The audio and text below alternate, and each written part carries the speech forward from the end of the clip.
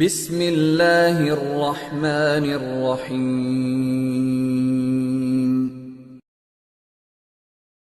کہ ایک واقعہ کتابوں میں لکھا ہے کہ ایک مرتبہ سیدنا عمر بن عبدالعزیز رحمت اللہ علیہ کسی جنازے کے ساتھ جا رہے تھے، اچانک ایک قبر کے قریب کھڑے ہو کر رونا شروع کر دیا۔ لوگوں نے کہا کہ حضرت آپ تو جنازے کے ولی تھے، آپ پیچھے کھڑے ہو گئے۔ فرمایا ہاں، قبر نے مجھ سے گفتگو کی۔ کیا گفتگو کی؟ کہنے لگے قبر نے گفتگو کی کہ عمر بن عبدالعزیز مجھ سے یہ کیوں نہیں پوچھتے کہ جب کوئی میت میرے اندر آتا ہے میں اس کے ساتھ کیا سلوک کرتی ہوں؟ تو کہنے لگے کہ میں نے اس سے کہا کہ ہاں مجھے بتاؤ کیا کر۔ تو قبر سے ایک آواز آئی کہ جب کوئی میرے اندر آتا ہے میں اس کی آنکھوں میں کیڑے ڈال دیتی ہوں، منہ کو کیڑوں سے بھر دیتی ہوں، پیٹ کو کیڑوں سے بھر دیتی ہوں، اس کے پوروں کو اس کی انگلیوں سے جدا، انگلیوں کو ہتھیلیوں سے جدا، ہتھیلیوں کو بازوؤں سے جدا اور بازوؤں کو کندھوں سے جدا کر دے۔ میں اس کے گوشت کو کھا لیتی ہوں اور اس کی ہڈیوں کو رہنے دے۔ 1985 کی بات ہے کہ یہ واقعہ اس عاجز نے امریکہ کے کسی شہر میں بیان کیا،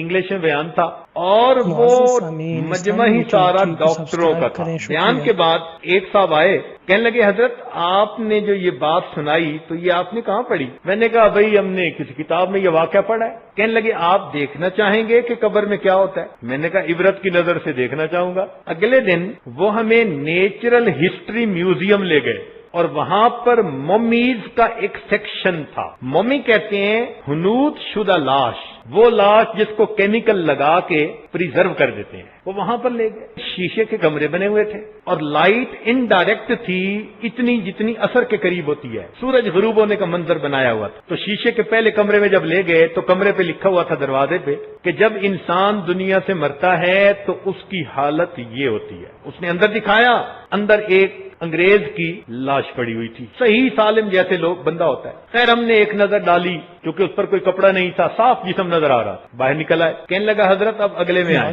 اگلے دروازے پر لکھا ہوا تھا کہ یہ آدمی مرا اور اسے قبر میں اتنے دن دفن رکھا گیا، اتنے دنوں کے بعد قبر کھولی گئی اور جس حالت میں اس کو پایا ہم نے کیمیکل چھڑک کر عین اسی حالت میں پریزرو کر دیا۔ اوپر دن بھی لکھے ہوئے تھے، پتہ نہیں 8 دن 10 دن جو بھی تھا۔ دروازہ کھول کے اندر گئے، ہم نے کیا دیکھا کہ باقی سارا جسم ٹھیک۔ سب سے پہلی تبدیلی جو بندے کے جسم میں آتی ہے، اس کی آنکھوں کے دونوں ڈیلے بنٹے نکل کے اس کے رخساروں پر پڑے، سب سے پہلی تبدیلی یہ آتی ہے۔ اور اس کی آنکھوں کے وہ جو ڈیلے تھے ان کے ساتھ کیڑے چمٹے ہوئے چاروں طرف۔ اے انسان، جو ہوس بھری نگاہیں تو غیروں پہ ڈالتا پھرتا ہے، سب سے پہلے اللہ تیرے جسم کی آنکھوں کو ہی کیڑوں کی غذا بنائے، سب سے پہلے تیری آنکھوں کو کیڑے کھائیں۔ ہم تو دیکھ کے اتنا حیران ہوئے کہ کوئی حد نہیں، آنکھوں سے آنسو ہمارے۔ وہ کہنے لگا حضرت آگے چلے، اگلے کمرے میں گئے، لکھا ہوا تھا یہ بندہ فوت ہوا،